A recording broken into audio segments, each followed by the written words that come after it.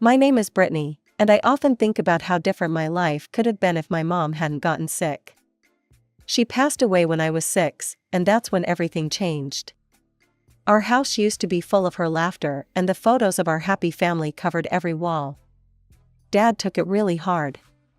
For months, he barely spoke, just went to work and came back home, where I tried my best to be quiet and not bother him. I didn't really understand death back then. I kept asking when Mom would come back from heaven. Dad would just hug me tight and say nothing. Then he met Sandra at some work event. She started coming over for dinner, and I noticed Dad smiling more. I guess that's why I didn't say anything when, one by one, Mom's photos started disappearing from the walls, replaced by new ones with Sandra in them. "Brittany, Sandra, and I have something to tell you," Dad said one evening. They sat me down in our living room, and I remember playing with the hem of my dress, feeling nervous. "Sandra and I are getting married. She's going to live with us and be your new mom. You'll see, everything will be wonderful." But it wasn't wonderful. As soon as they got back from their honeymoon, Sandra started changing things. She rearranged all the furniture, repainted the walls, and set up what she called house rules. "Brittany, your room is a mess again," she'd say every morning. "A young lady should keep her space tidy. And please keep your voice down when you're playing, I have a headache." I always had to help with chores, even though I was just 6. When I complained to Dad, he'd just say, "Listen to Sandra, honey. She knows what's best for you." One day, I overheard them arguing in their bedroom. I pressed my ear against the door, trying to make out the words. "She's just not adjusting well, John," Sandra was saying. "Maybe it would be better if she lived with your mother? She's always saying how much she misses having family around." No, Dad's voice was quiet. "I promised Sarah, I promised her before I swore I'd take care of Brittany. And there's the money she left for Brittany's college. I gave my word it would go to her education. I didn't know it then, but things were about to get even harder." A year later, Sandra got pregnant, and everything changed again. Dad was over the moon, and Sandra couldn't stop talking about how she was finally going to have her own child. Those words hurt more than any chore or rule she'd ever given me. Because that's what I was to her, someone else's child. Not her own. Never her own. When Emma was born, I was 8 years old. I remember standing in the hospital hallway with Dad, peering through the nursery window at my new baby sister. She was so tiny, wrapped in a pink blanket, and Dad couldn't stop smiling. "You're a big sister now, Brittany," he said proudly. "You'll help take care of Emma, won't you?" I nodded eagerly, not understanding what that really meant. But I found out pretty quickly when they brought Emma home. Sandra wasted no time in turning me into her personal assistant. "Brittany, bring me fresh diapers. Brittany, wash these bottles. Brittany, hold Emma while I make a phone call." The demands never stopped. By the time I was 9, I knew how to change diapers, prepare baby formula, and cook simple baby food. While other kids my age were playing outside after school, I was mashing bananas and stirring rice cereal for Emma. "But I want to go to Sarah's birthday party," I remember pleading one Saturday. "Emma needs you here," Sandra said firmly. "She's teething and fussy. Besides, someone needs to clean up the mess she made in the playroom." As Emma grew, so did my responsibilities. I had to watch her constantly, making sure she didn't fall while learning to walk or put dangerous things in her mouth. Meanwhile, Emma was showered with attention and gifts. Every tantrum was rewarded with a new toy or treat.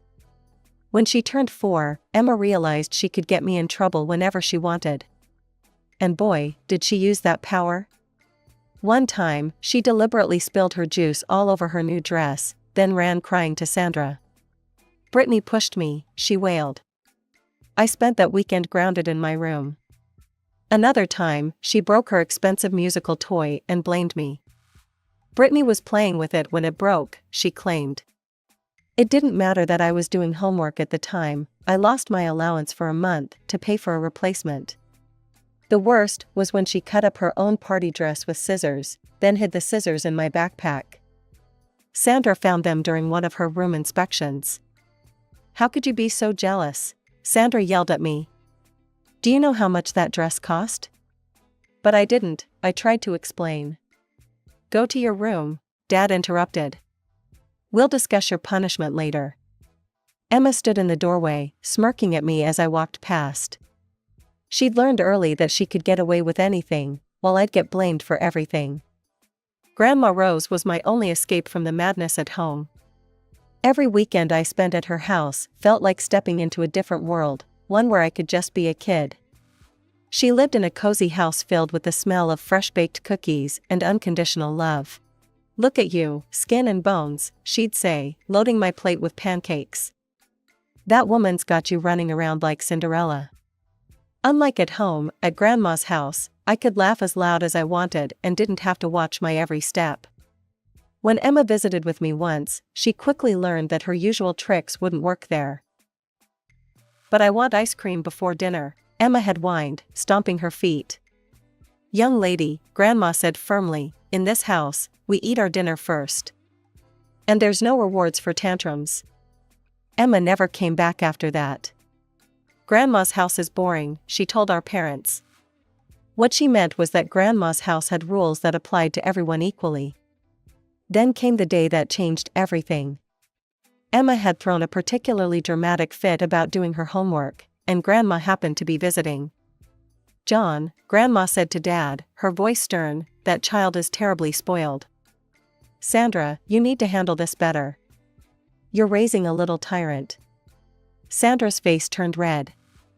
"How dare you criticize my parenting? You have no right." "I have every right when I see my granddaughters being treated so differently," Grandma shot back. "Look at what you're doing to Brittany." That night, I heard more shouting from downstairs. Sandra was crying, saying she wouldn't tolerate such disrespect. Dad, as usual, took her side. The next day, Sandra announced that we would no longer be visiting Grandma Rose. "But that's not fair," I protested. "Life isn't fair," Sandra snapped. "And if I catch you trying to contact her, you'll be grounded until college." College. That word became my lifeline during the next couple of years. I threw myself into studying, counting down the days until graduation. Mom had left money for my education. I'd overheard Dad talking about it enough times. That money was my ticket out. Then came graduation day. I was still in my cap and gown when Dad and Sandra sat me down for a serious talk. About college, Dad started, not meeting my eyes. "We've decided to save that money for Emma's education instead." The world stopped. "What?" "Your sister has such bright prospects," Sandra added smoothly. "And you, well, you're more suited for practical work." Something inside me snapped. For the first time in my life, I screamed. "That's my money. Mom left it for me." "You promised her, Dad. You're just a liar." "You ungrateful girl," Dad shouted, his face red. "After everything we've done for you. Get out. Tomorrow you can start your adult life somewhere else." I didn't wait for tomorrow. I ran upstairs, threw some clothes and essentials into my backpack, grabbed the hidden photo of Mom, and walked out. My friend Jenny had always said I could stay with her family if things got bad, and now things had gotten as bad as they could get. Life as a waitress wasn't what I'd dreamed of doing after high school, but it paid the bills, barely. I started at the Silver Spoon, a busy downtown restaurant, working double shifts whenever I could. My feet ached every night, and I smelled like French fries and burger grease, but at least I was free. Jenny's parents were amazing, letting me stay with them for those first few months. But I knew I couldn't impose forever. That's when I met Maria, another waitress at the restaurant, who was looking for a roommate. "The apartment's tiny," she warned me, "and the neighbors are loud, but it's cheap." She wasn't kidding about tiny. Our shared apartment could barely fit 2 beds and a couch. But it was ours, and neither of us had to answer to anyone else. We worked the same shifts, shared grocery bills, and somehow made it work. "Any plans for school?" Maria would ask sometimes, as we counted our tips after closing. I'd just shake my head. With rent, utilities, and food, I could barely save anything. College felt like a distant dream that had died the night I left home. Then, on a random Tuesday afternoon, my phone rang. I almost dropped the coffee pot I was holding when I saw the number. "Brittany, sweetheart, I've been trying to track you down. How's college going?" My throat tightened. "I'm not in college, Grandma." "What do you mean?" Your father had Sarah's money set aside. I found myself telling her everything: the fight, getting kicked out, working as a waitress. By the end, I was crying in the restaurant's break room, and Grandma was silent for so long I thought we'd lost connection. "Those miserable, selfish," she finally said, her voice shaking with anger. "Listen to me, Brittany. I'm paying for your college. No arguments." "Grandma, no, I can't let you. You're not letting me do anything." "I'm doing it. Your mother was like a daughter to me, and I won't let them steal your future." "Have you looked at any schools? I could try the local university. They have evening classes." "Perfect. We'll get you enrolled for next semester." "But Brittany?" She paused. "Let's keep this between us. I don't want to deal with your father or that woman." I laughed through my tears. "Trust me, Grandma, neither do I." So that's how I became a full-time waitress and a part-time student. My days started at 5 a.m. with studying, then classes, then straight to work until closing. I'd come home exhausted, feet blistered, smelling like restaurant food, only to crack open my books again. Maria thought I was crazy. "Girl, when do you sleep?" "Sleep is for the weak," I'd joke, downing my third cup of coffee. But for the first time since I'd left home, I felt like I was moving forward. Every test I passed, every paper I turned in, felt like a small victory. Not just for me, but for Mom too. I might not have gotten to use her money, but I was still going to get the education she'd wanted for me. And the best part? Nobody from my family knew. They probably imagined me still serving tables, going nowhere in life. Let them think that. I was done trying to prove myself to people who'd never cared anyway. I was studying for my business management final when Emma's message popped up on Facebook. There she was, grinning beside a brand new red Mercedes, wearing designer clothes that probably cost more than my monthly rent. "Look what Mom and Dad got me for my birthday." Not that you'd know anything about nice cars, huh? Still serving burgers? Must be fun watching everyone else live their best life while you're stuck being a waitress forever. The next photo was of her college acceptance letter. "Got into State U. Mom and Dad are paying for everything: tuition, housing, meal plan. They even promised me a spring break trip to Europe. But hey, at least you get free fries with your shift meal, right?" I stared at my textbook, then back at her message. I could have told her about my 3.9 GPA, about how I was about to graduate with honors.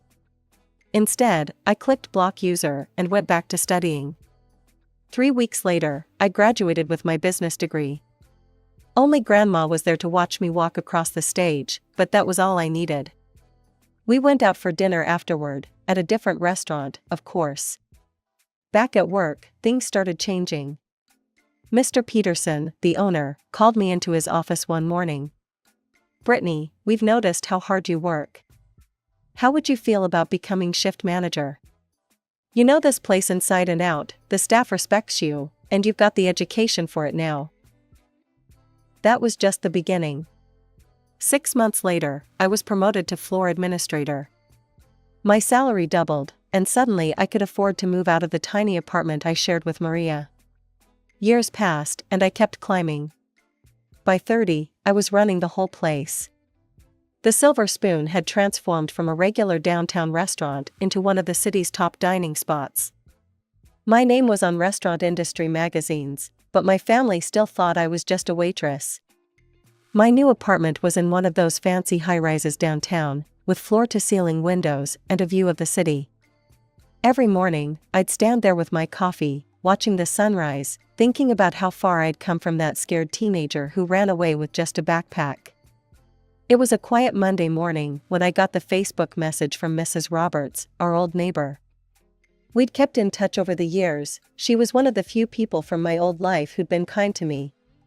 She'd often slip me cookies when Sandra was being particularly harsh, and once even helped me hide my mom's photo album when Sandra wanted to throw it away. "Brittany, honey, I thought you should know. Emma's graduating next week, and she's planning something nasty. She's made reservations at the Silver Spoon. She knows you work there. She's been bragging to everyone about how she's going to have you wait on her table. Says it'll be hilarious to have her college dropout sister serve her graduation party. She's invited all her snobby friends and even some of our old neighbors. She's been telling everyone how she's going to show them what a failure you turned out to be. I thought you should know." I sat back in my leather office chair, looking out over the restaurant floor through the one-way glass. The lunch rush was just beginning, and I watched my well-trained staff move efficiently between tables, like a perfectly choreographed dance.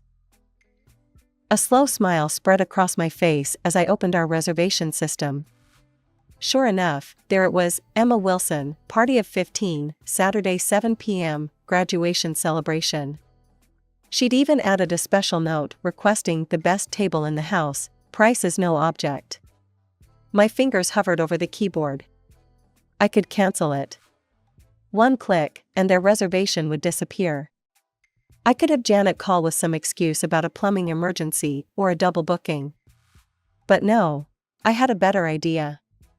I picked up my phone and called Grandma, who answered on the second ring. She was probably in her garden. She always kept her phone close while tending to her prized roses. "You'll never guess who's coming to dine at my restaurant," I said when she answered. "Who?"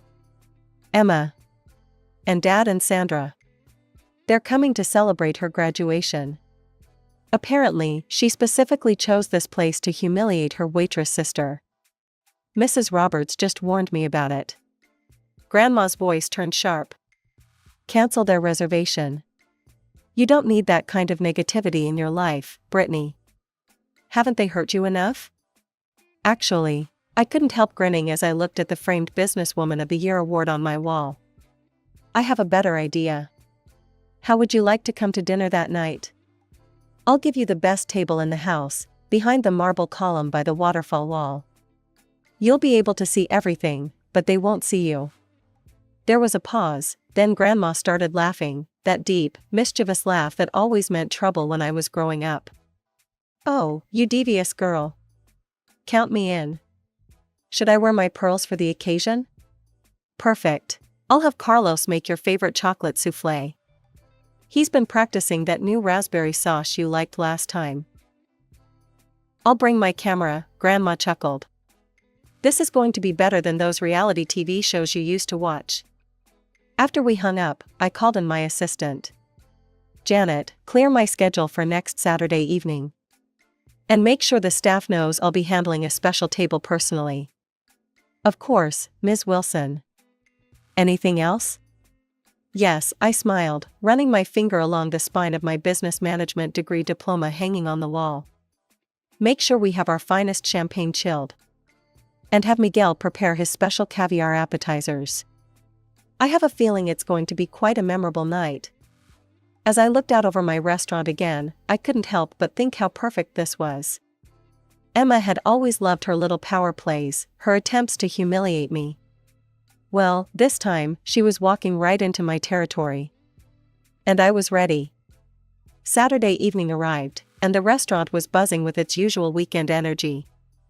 I watched from my office as my sister's party arrived, Emma in a designer dress that probably cost more than most people's monthly salary, Sandra in her typical overdone makeup, and Dad looking older than I remembered.